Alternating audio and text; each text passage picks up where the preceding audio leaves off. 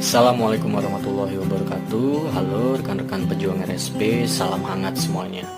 Kembali lagi dengan saya Sigit Nur Sasongko dari Divisi Internal Audit. Di video pembelajar minggu ini saya akan coba share mengenai skill negosiasi atau negotiation skill. Materi kali ini saya kutip dari artikel dari seorang penulis yang bernama Arif B.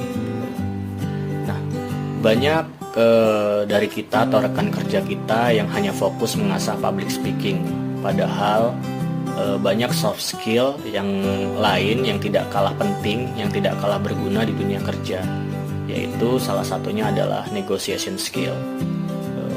Banyak manfaat yang bisa kita dapat jika kita punya soft skill negotiation ini, ya rekan-rekan. Oke, langsung saja kita bahas.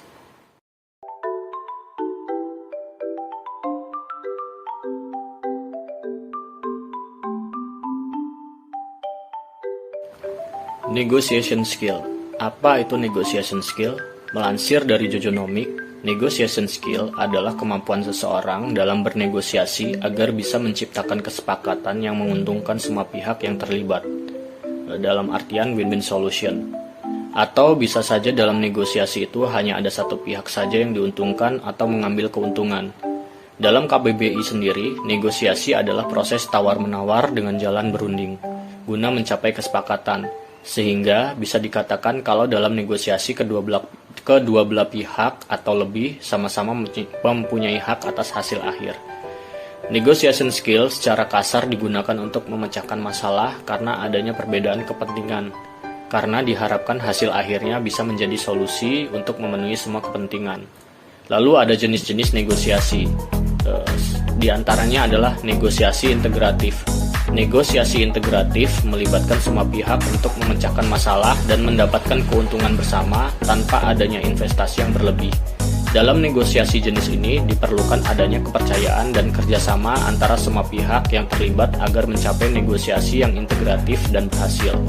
Lalu selanjutnya ada negosiasi distributif.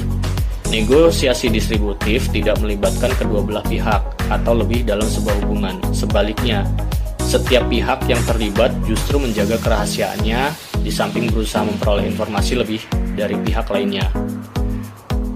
Dalam negosiasi jenis ini, setiap pihak berusaha mendapatkan keuntungan sebanyak mungkin dengan hasil yang pasti. Contoh negosiasi distributif adalah tawar-menawar gaji karyawan baru dengan pihak perusahaan. Lalu manfaat negotiation skill, yaitu menghindari kesalahpahaman, seperti yang dilansir dari Indeed. Dengan mengasah negotiation skill secara tidak langsung, kemampuan komunikasi kita juga semakin baik, termasuk memahami dan mengekspresikan diri secara nonverbal. Berbeda dengan public speaking, dalam negotiation skill kita juga dituntut untuk menjadi pendengar yang baik, sehingga kita dapat menghindari kesalahpahaman dan bisa memberikan feedback untuk mencapai kompromi. Lalu, selanjutnya mempengaruhi orang lain, tidak hanya sekedar menyampaikan informasi dengan negotiation skill, kita juga bisa mempengaruhi orang lain. Kemampuan persuasi ini bisa kita gunakan dalam sebuah rapat untuk menjelaskan kenapa opinimu penting dan bermanfaat untuk semua sehingga berhak mendapatkan dukungan dari yang lain. Lalu selanjutnya ada perencanaan strategi yang baik. Dalam sebuah negosiasi, seorang negosiator tentu tidak datang hanya dengan satu rencana saja. Kita pasti dituntut untuk memiliki beberapa rencana cadangan. Pasalnya, selain memikirkan kesepakatan yang saling menguntungkan, kita juga harus mempersiapkan segala konsekuensi dan skenario terburuk. Oleh karena itu, seorang negosiator yang handal pasti memiliki kemampuan perencanaan yang baik dalam menyusun strategi dalam jangka panjang. Lalu cara mengasah negotiation skill itu seperti apa? Yaitu untuk beberapa bidang pekerjaan seperti marketing hingga customer service tentu sudah tidak asing lagi dengan negotiation skill. Namun bukan berarti kita yang bekerja di bidang lain tidak bisa mengasahnya ya. Berikut beberapa cara meningkatkan soft skill yang satu ini. Yang pertama, buat batasan. Untuk menjadi seorang negosiator yang baik, kita perlu mengetahui batasan mana yang layak dirundingkan dan tidak, sehingga nantinya kita tidak akan merugi. Selain itu, membuat batasan juga bagus untuk memastikan negosiasi tidak melenceng. Lalu yang kedua, berani menolak. Penerapan negotiation skill yang baik adalah ketika kita berani menolak pada keputusan yang akan merugikan atau tidak membawa keuntungan bagi kita. Namun, kita juga harus tahu kapan waktu yang tepat untuk menolak.